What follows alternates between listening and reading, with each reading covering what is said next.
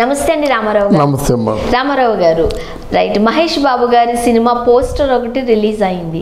So Trivikram గారు ఎలా చూపించబోతున్నారా అనే టాక్స్ కి ఒక క్లారిటీ వచ్చేసింది, రైట్. ఒక మాస్ లుక్ లో ఉన్నారు, భలే అందంగా ఉన్నారు మహేష్ బాబు గారు. ఫస్ట్ ఆఫ్ ఆల్ ఏం చెప్తారు? అంటే మహేష్ బాబు త్రివిక్రమ్ గారు ఇద్దరు కాంబినేషన్ జనం చాలా మెచ్చుకున్నారు. ఎంత మెచ్చుకున్నారంటే అతనిది దారేది ఎంత మెచ్చుకున్నారు, అంత మెచ్చుకున్నారు. కనుక ఈ సినిమా మహేష్ బాబుకి మంచి ఊరటగా మనం ఫీల్ అవ్వచ్చు.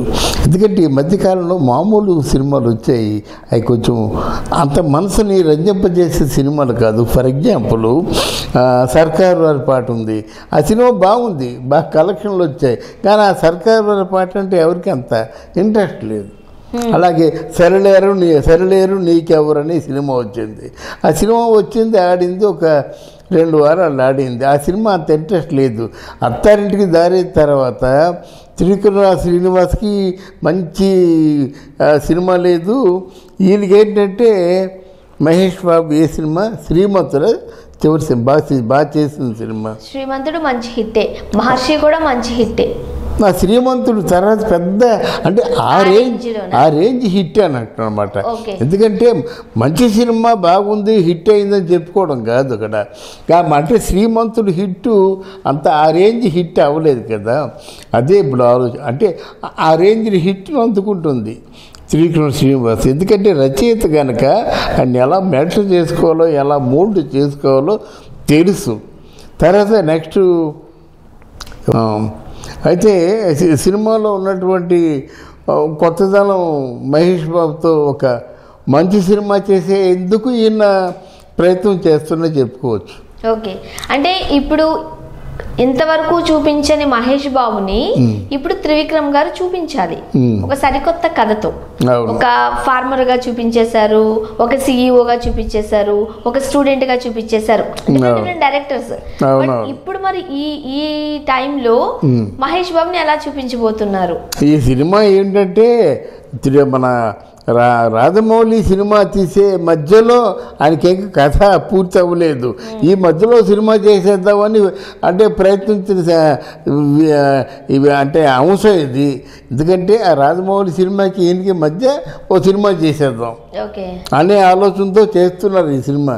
ఇట్లాంటి సినిమాలే బాగా సక్సెస్ అవుతాయి అన్నమాట. అండ్ ఇంకొకటి, ఇప్పుడు మహేష్ బాబు గారు రాజమౌళి సినిమా అంటూ టాక్ వస్తుంది. అది 29 అనుకోవచ్చు, ఇది 28 గా రాబోతుంది, 28వ సినిమాగా. ఇప్పుడు ఈ సినిమా ఇంపాక్ట్ ఖచ్చితంగా రాజమౌళి సినిమా మీద కూడా పడుతుంది. లేదమ్మా, రాజమౌళి సినిమా మీద ఏ సినిమా ఇంపాక్ట్ కూడా పడదు.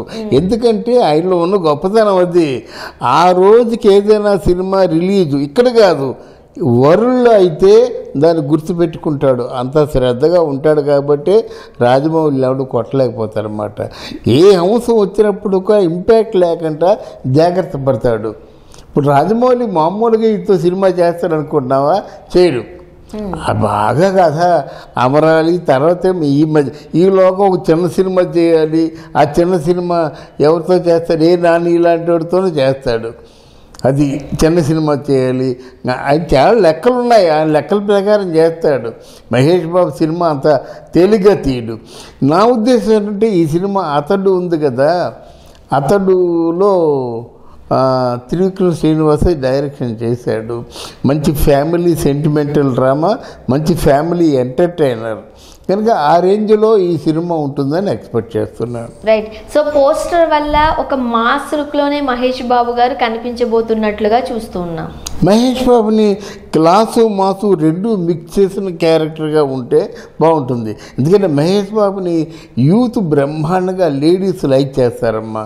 At the same time Mahesh Babu fight చేసినా సరే యూత్ మగవాళ్ళు బాగా లైక్ చేస్తారు. మహేష్ బాబు ఫైట్ని 36 కెమెరాలతో తీశారట అతడు సినిమాలో. అంటే అంత ప్లాన్డ్గా ఫైట్ చేస్తాడు.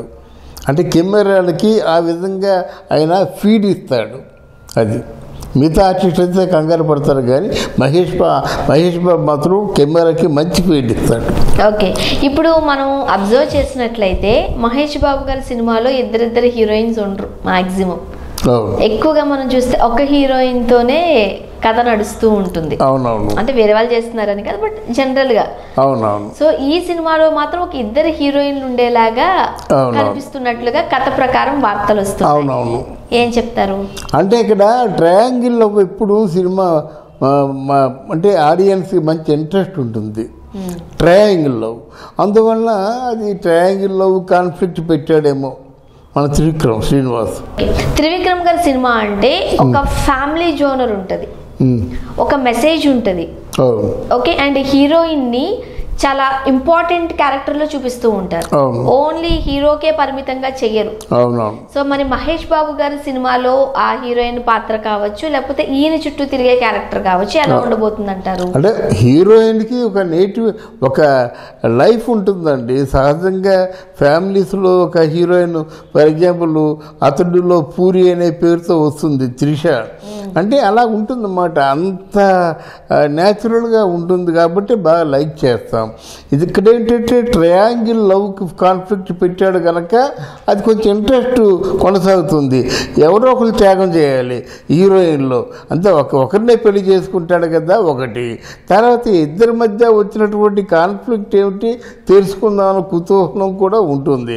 అంటే బికాస్ త్రివిక్రమ్ డైలాగ్ రైటర్ కనుక డైలాగ్తో సినిమాని డ్రామ్ అంటూ నడిపించగలనమాట. అది ఆయనలో ఉన్న గొప్పతనం ఏంటంటే ఎక్కడ ఫ్యామిలీ సెంటిమెంటు, ఎక్కడ ఏ సందర్భంలో సీన్ని ఎలా పండించాలో లైక్ దాసరి నారాయణరావు లాగా తెలుసు కాబట్టి ఆ సినిమాకి న్యాయం చేస్తారని మనం అనుకోవాలి. Thank you so much. Thank you. అయితే సినిమాలో ఉన్నటువంటి కొత్తదనం మహేష్ బాబుతో ఒక మంచి సినిమా చేసే ఎందుకు ఈయన ప్రయత్నం చేస్తున్నా చెప్పుకోవచ్చు. ఓకే, అంటే ఇప్పుడు ఇంతవరకు చూపించని మహేష్ బాబుని ఇప్పుడు త్రివిక్రమ్ గారు చూపించాలి ఒక సరికొత్త కథతో. ఒక ఫార్మర్ గా చూపించేశారు, ఒక సిఇఓగా చూపించేశారు, ఒక స్టూడెంట్ గా చూపించేశారు, డిఫరెంట్ డైరెక్టర్స్. ఇప్పుడు మరి ఈ టైంలో మహేష్ బాబుని ఎలా చూపించబోతున్నారు? ఈ సినిమా ఏంటంటే మన రాజమౌళి సినిమా తీసే మధ్యలో ఆయనకేం కథ పూర్తి అవ్వలేదు. ఈ మధ్యలో సినిమా చేసేద్దామని అంటే ప్రయత్నించిన అంటే అంశం ఇది.